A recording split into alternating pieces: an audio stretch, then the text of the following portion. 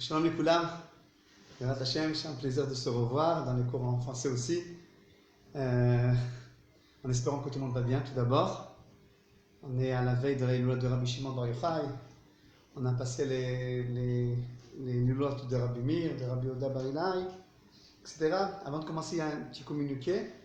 Bezrat Hashem, on a ouvert une nouvelle page Facebook en hébreu. Pour ceux qui parlent que hébreu, qui peuvent suivre un cours en hébreu, nommé Rav David Nakash en hébreu, et vous arrivez sur une page qui est pour les hébraïsants, Bezrat Hashem, mais aussi au YouTube on a fait la même chose. Voilà, on se retrouve aujourd'hui, Bezrat Hashem, dans notre étude,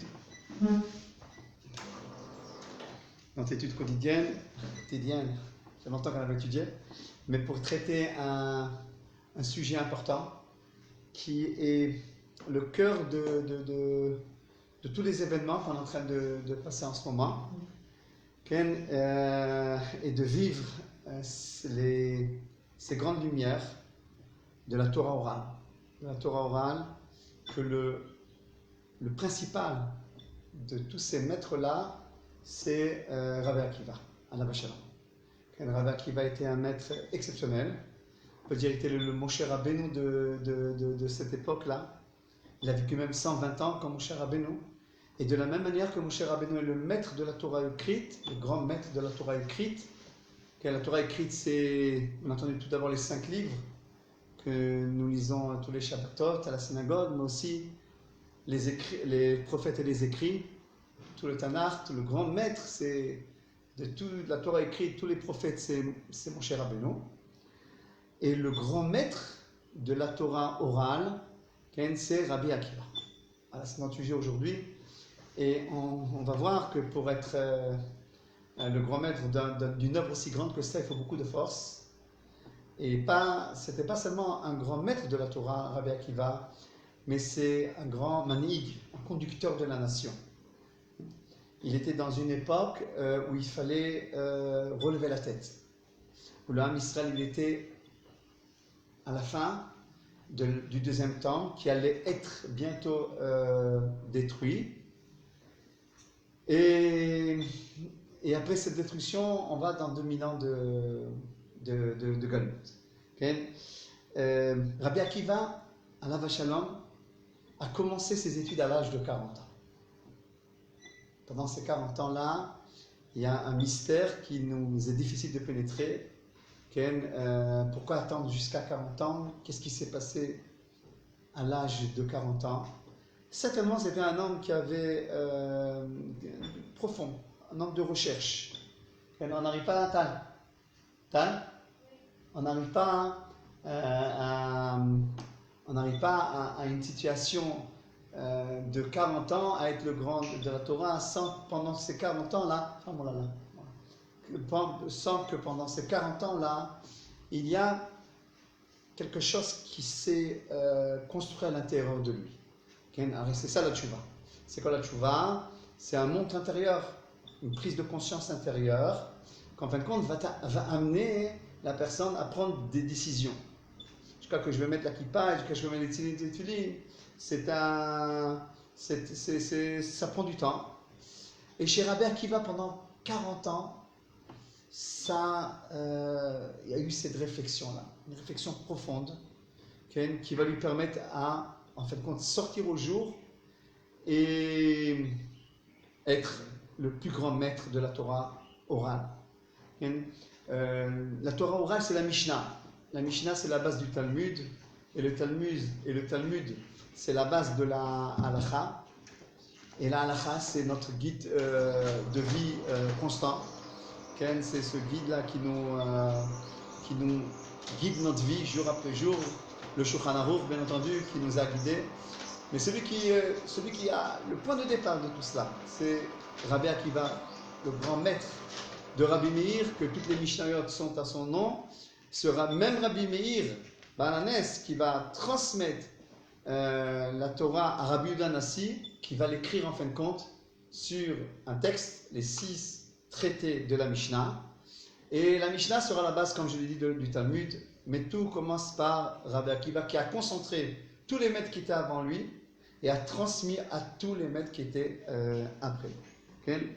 Donc à l'âge de 40 ans, Rabbi Akiva ouvre ses yeux. Il était, en son temps, il y avait encore le Beth Amikdash. Il y avait encore le Beth Amikdash, et qui disent que quand le Beth Amikdash a été détruit, il avait 73 ans, et qui dit 68, etc. Mais Rabbi Akiva était là, et il a contemplé autour de lui. Il a vu des choses difficiles autour de lui. Il a vu la haine gratuite du Ham Israël. Il a vu doucement comment les Romains ont pris le dessus sur le peuple d'Israël à tous les plans, au plan moral, au plan spirituel, au plan physique. Et il a décidé de lever le doigt. Rabbi Akiva. Et là, une des choses qu'il va essayer de faire, tout d'abord, c'est de construire, après qu'il est devenu un grand maître. Il est parti de la Torah pendant 24 ans, loin de sa femme et loin de sa ville. Et il a décidé tout d'abord de construire une armée de Torah. Il savait que la Torah, c'est la base de toute réussite, comme à notre époque. Okay? Il y a une conscience, il y a des valeurs, il y a une identité qui se dévoile, c'est la Torah, c'est à travers la Torah.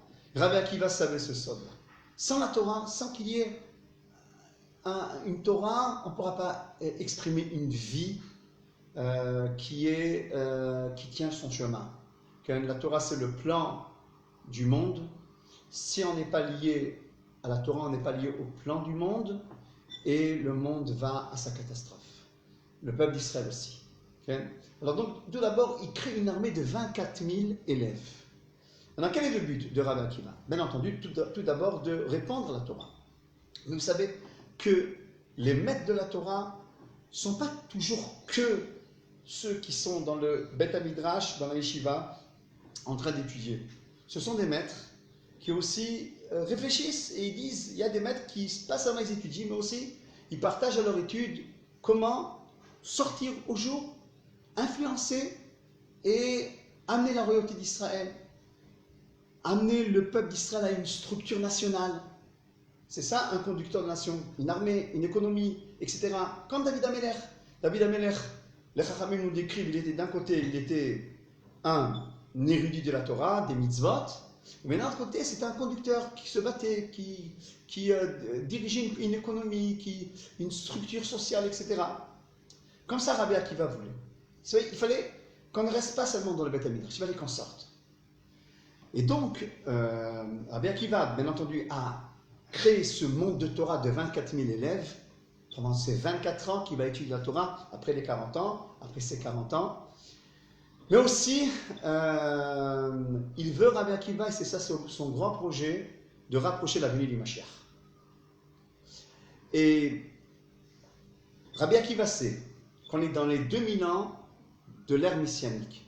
Vous savez que le monde est divisé en 3. 2000 ans jusqu'à Avraham Avinu, 1948, de la création, c'est le monde du Tohu. Le monde n'est pas encore organisé jusqu'à Avraham Avinu et le monde devient organisé, c'est-à-dire organisé spirituellement, qu'on comprend qu'il y a un Dieu qui dirige le monde. Qui nous le fait comprendre, c'est Avraham Avinu. À partir d'Avraham Avinu, il y a 2000 ans de Torah. Et pendant l'époque de Rabbi Akiva, les destructions du temple, etc., commence l'époque du Mashiach. Rabbi Akiva, il se trouve dans l'époque du Mashiach, et il prend ce projet-là, avec ses 24 000 élèves, de rapprocher la venue du Mashiach. Entre parenthèses, ça peut nous régler aussi une question qu'on se pose toujours. Pourquoi il y a des lois de deuil pendant le Homer, pendant cette période-là? Il y a des lois de deuil pour les 24 000 élèves de Rabbi Akiva qui sont morts. Parce que ce n'est pas seulement un deuil de 24 000 élèves, mais c'est aussi l'espoir du Mashiach qui a été repoussé 2000 ans en avant. Et Rabbi Akiva prend ce projet de ramener le Mashiach. Mais seulement, ce n'est pas un homme avec qui va de théorie, je pense à la théorie, mais c'est un homme de pratique. Et il décide, il voit un homme qui s'appelle Bar Korva, un homme qui est apte à amener Israël et à être le roi d'Israël. Et il dit, il proclame que Bar Korva peut être le Mashiach. Et Rabbi Akiva soutient ce projet, mais qui échoue. Bar Korva n'est pas apte à être le roi de Char. On ne va pas rentrer dans les détails. Ce projet, il échoue. Rabbi Akiva, bien entendu, ne baisse pas les mains. Okay? Il ne baisse pas les mains, malgré que, après cet échec-là, il y a un autre échec qui se fait. Que les 24 000 élèves de Rabbi Akiva sont tous morts d'une épidémie, comme la Gemara le dit, d'une épidémie, depuis Pessah jusqu'à Shavuot, ça s'est arrêté avant Shavuot, etc. À l'Akba Omer, que demain soir on va fêter la Iloula de Rabbi Shimon Bar Yochai, Sotam et Ganalimo. Mais en tous les cas, Rabbi Akiva, donc, ce projet-là est repoussé. Il essaie de proclamer Bar Korva comme le Melech HaMashiach, ça échoue. C'est repoussé.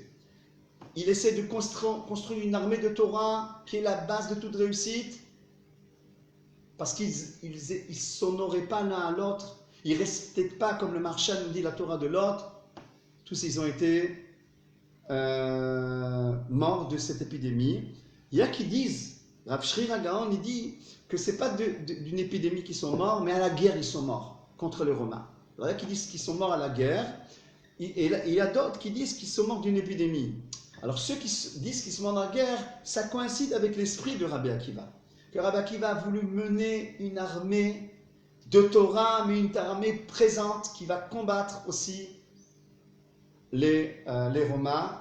Comme on l'a dit, ce Rabbi Akiva était l'homme de Torah d'un côté et le conducteur de nation d'un autre côté. Deux échecs. Le Mashiach n'est pas déclaré. Il meurt à Bar Korva dans des guerres, et les 24 000 aussi sont décédés. 24 000 élèves sont décédés. Mais Rabbi Akiva ne baisse pas les mains. Rabbi Akiva ne baisse pas les mains. Il continue. Et une des choses qu'il va faire après la mort de ces 24 000 élèves, comme la Gemara nous raconte, il va enseigner la Torah à 5 élèves. 5 géants. On les connaît, ces 5 géants. Rabbi Shimon Bar Yochai, celui qui a écrit le Zohar, le Sod, le secret de la Torah. Rabbi Yehuda Bar Ilahai, Rabbi Meir Bar Hanes, Rabbi Yossi et Rabbi Elazar Ben Shamoua. Maintenant, on suppose qu'il va leur transmettre une Torah qui va rapprocher la Géoula. On sait que la Torah de Rabbi Shimon Bar Yochai et de ces autres maîtres-là, elles sont venues pour dévoiler le Mashiach. Comme Rabbi Akiva lui-même le dit, grâce à mon livre, à l'étude de mon livre, à la compréhension de mon livre et à la lecture de mon livre, le Mashiach va se dévoiler. Avec ce livre, on sortira de la galoute et le Mashiach va se dévoiler. Donc, à ces 5 élèves-là, il enseigne la Torah du Mashiach, réparer la faute des 24 000 élèves qui ne s'honoraient pas entre eux, qui n'ont pas pratiqué entièrement l'amour du prochain entre eux, et de faire comprendre que la Torah, c'est pas seulement une étude, mais c'est une pratique. Alors ces 24 000 élèves ont étudié la Torah, bien entendu, c'était des grands maîtres, puisque la Gemara elle-même dit, quand ils sont morts, le monde il était vide de Torah, donc c'était des grands maîtres, mais ils n'ont pas pratiqué l'amour du prochain. La Torah, elle les a rendus tellement grands que chacun croyait que c'est lui le grand, que c'est lui qui détenait toute la Torah. Alors que la Torah, elle se divise en tout le monde, en plusieurs rabbins. Plusieurs rabbins complètent l'un l'an. Chacun, c'est une partie du puzzle qui va compléter toute une image, que cette image-là amène la Géoula. Donc Rabbi Akiva, après la perte de ses 24 000 élèves, après l'échec de Bar Korva, il va enseigner à ses 5 élèves comment rapprocher la Géoula. C'est quoi la Torah que vous allez enseigner qui va rapprocher la Géoula? Ensuite, Rabbi Akiva, c'était un homme qui croyait à toutes les possibilités, à tout bouleversement. Il était clair pour lui que même si tout est noir, tout paraît très difficile, on peut renverser une situation. Et voilà qu'à son époque, à l'époque de la destruction du Beth Amikdash, il y avait un autre maître à Jérusalem qui s'appelait Rabbi Yochanan ben Zakkai, alav shalom, que lui a décidé que lorsque Andrianus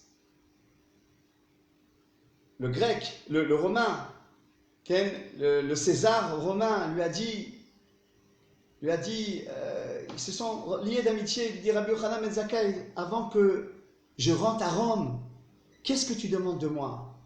Alors Rabbi Yochanan ben Zakkai lui a dit, je te demande 3 choses. Avant que tu détruis le Beth Amikdash, 3 choses je te demande. 1, donne-moi un centre de Torah et ces sages qui sont à l'intérieur de ce centre-là.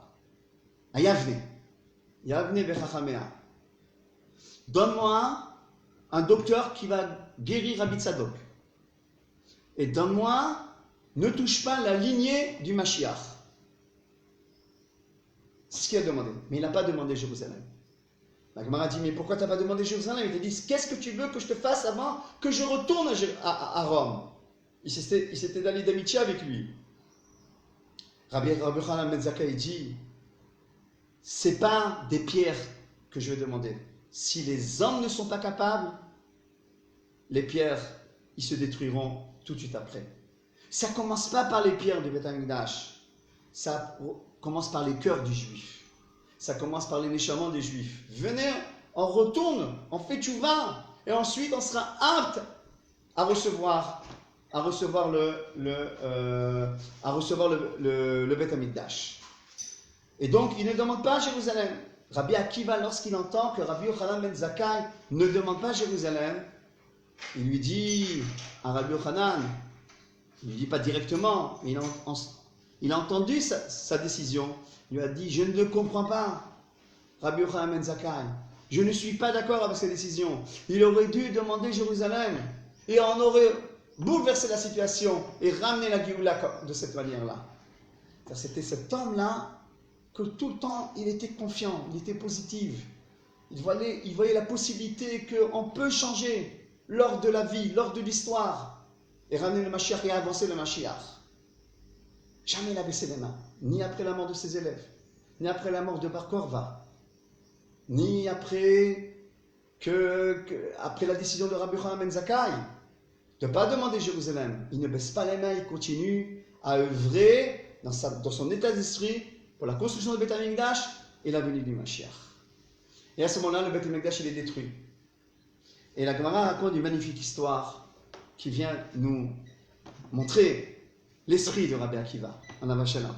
Il dit comme ça, lorsque les Chachamim et Rabbi Akiva étaient à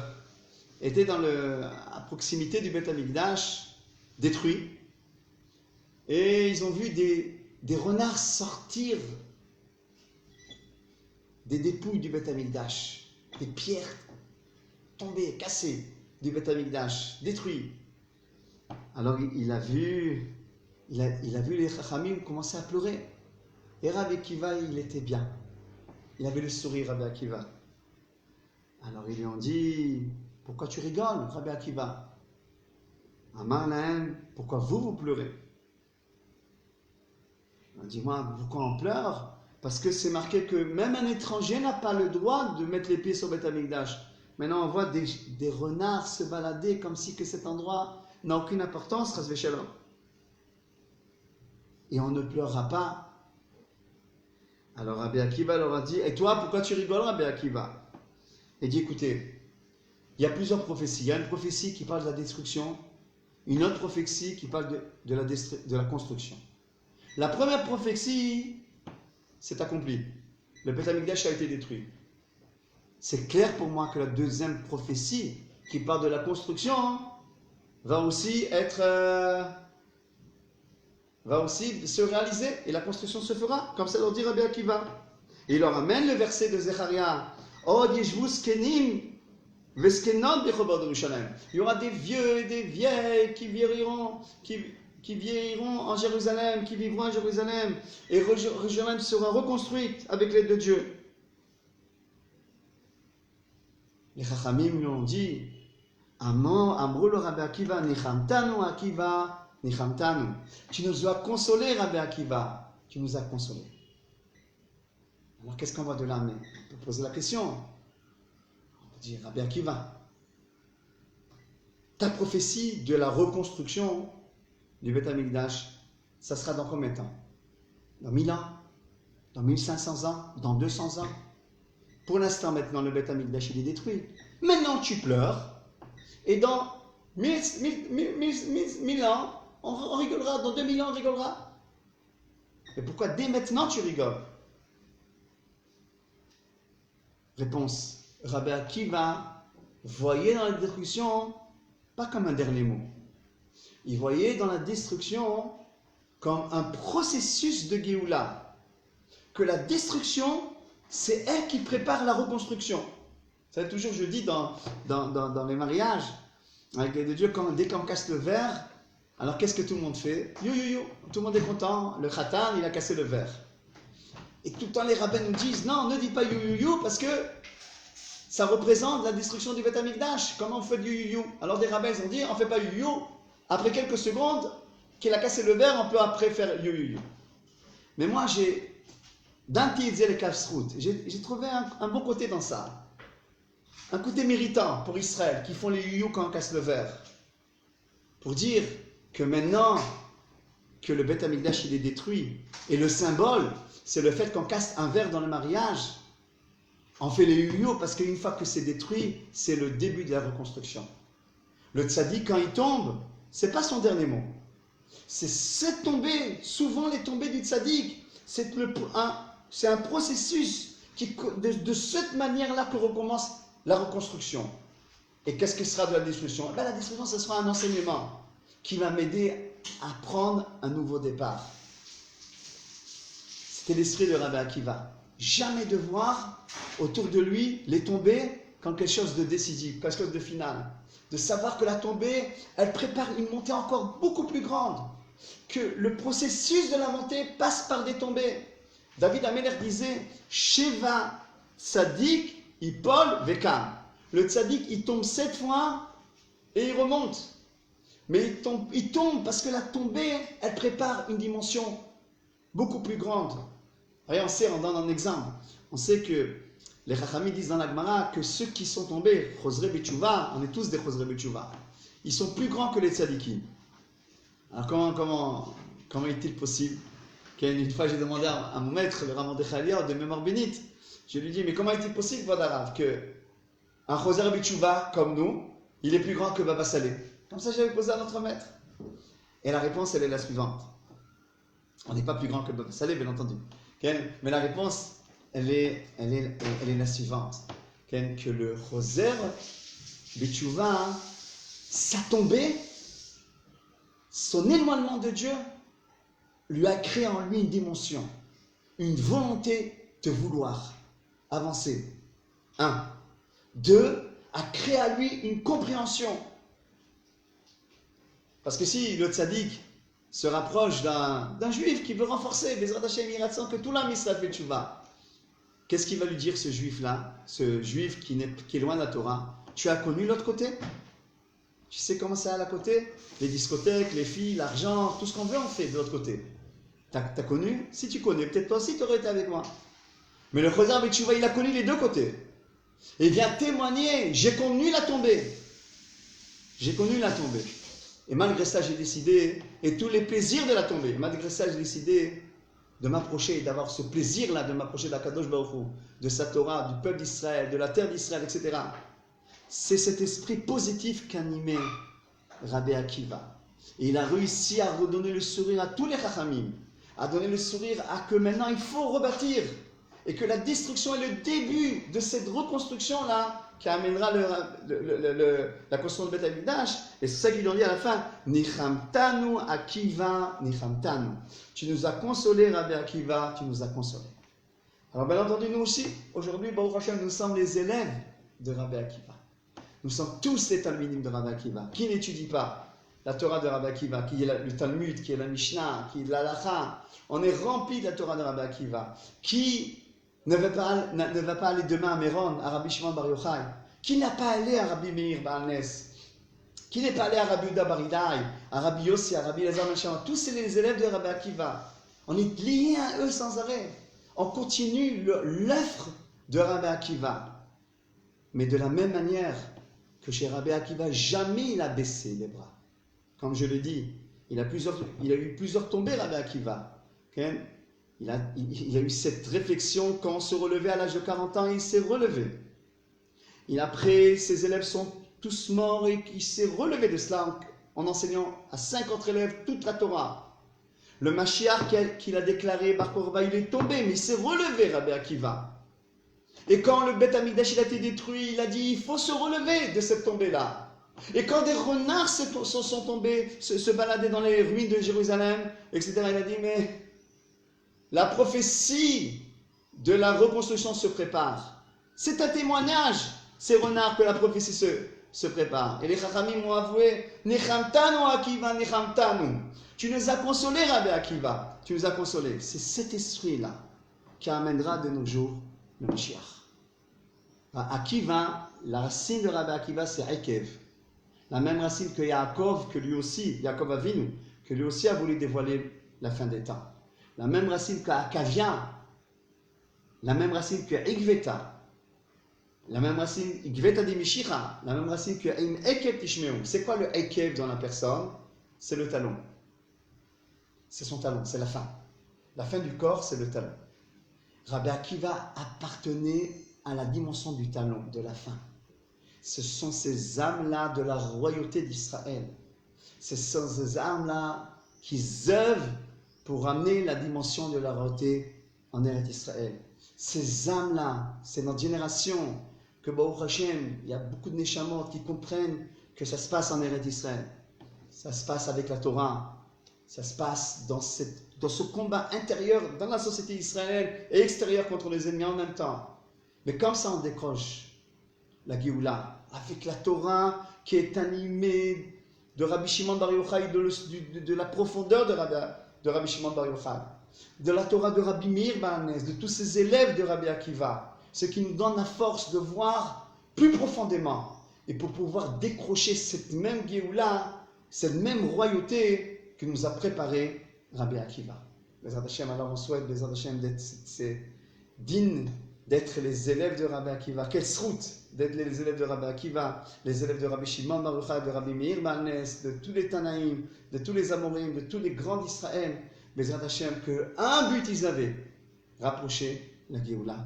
Se dévoile, Bemera, Be'amenu, Amen, Shalom, Shalom.